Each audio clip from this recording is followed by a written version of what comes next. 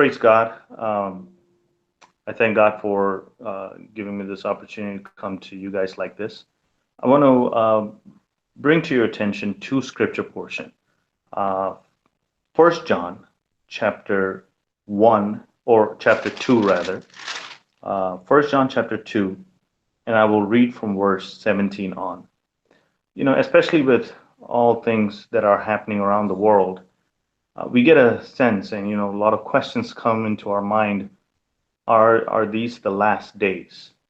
And I believe it is, not just because what is happening around us, but because what the scripture says as well, right? So First John chapter 2 verse 17 on, it says like this: the world is passing away, and also its lust, but the one who does the will of God lives forever. The world is passing away with all things that are happening. It's passing away. But when something that you don't love, if it is passing away, it doesn't make you anxious. It doesn't make you feel sorry. You know what I mean? It is passing away. Something that is has been against you is passing away. It's okay. Verse 18, John says, "Children, it is the last hour. Just as you heard that the Antichrist is coming, even now many Antichrists have appeared. From this we know that this is the last hour." So how do we know that this is the last hour? That there are many Antichrists that are going to be popping up from everywhere. And here's the warning that John gives in the very next verse: they went out from us, but they were not really of us.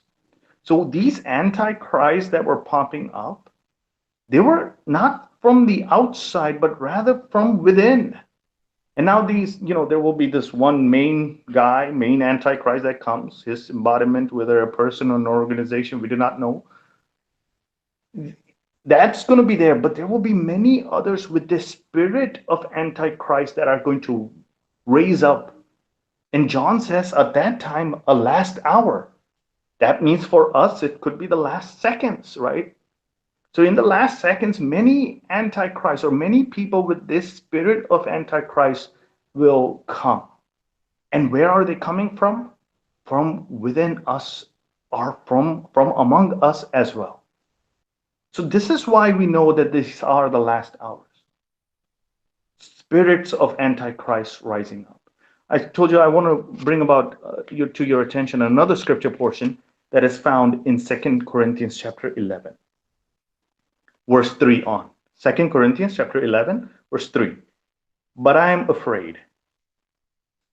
I am afraid, as the serpent deceived Eve by his craftiness, your minds will be led astray from the simplicity and the purity of devotion to Christ.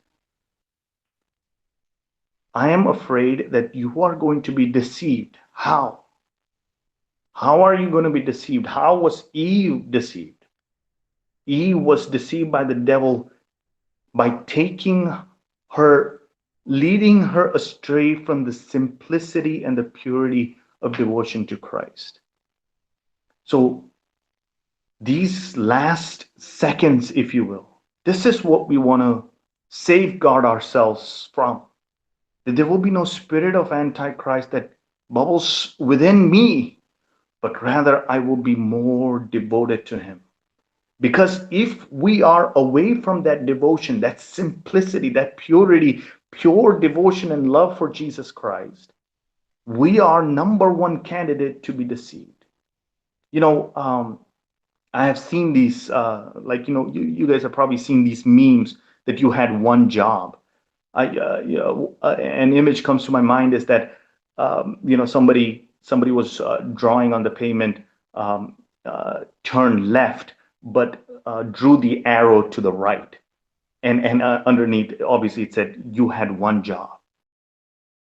So as Christians, I want to kind of bring that as well. You and I only have one job. to be absolutely devoted to Jesus Christ. And from there, everything else falls, but to be absolutely devoted to Jesus Christ and not let any of the spirit of Antichrist come creep within. That person, let's just take that example of that person who drove, that turned left, but the arrow to the right. I mean, how do you think he had that one job? How do you think he, he made a mistake? Perhaps at that time, maybe he got a phone call from his wife or his girlfriend, or somebody was talking about some sort of politics. Somebody was talking about how good or bad job Donald Trump is doing. And for a second, he lost his his thought process. For a second, he forgot about his job and got focused on something else. And that was the moment mistake happened, deception happened. And these are the moments that the devil also looks for somehow or the other. I want to creep in. So my encouragement, not only for everyone that is hearing me, even for me, especially in these times when we are locked up, let us come out of this with stronger devotion to Christ. Because you and I only have one job, not to be focused on many other things. One job. God, I want to fall in love with you over and over again. I want to come back to that simple devotion. Notice I didn't say I want to just sing some songs or listen to some preachings.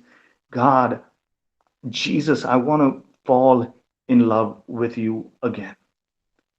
So hopefully this encourages you. Uh, um, I pray that God will keep all of us safe, but more importantly, make us grow in devotion towards Him. Thank you, and God bless all of you.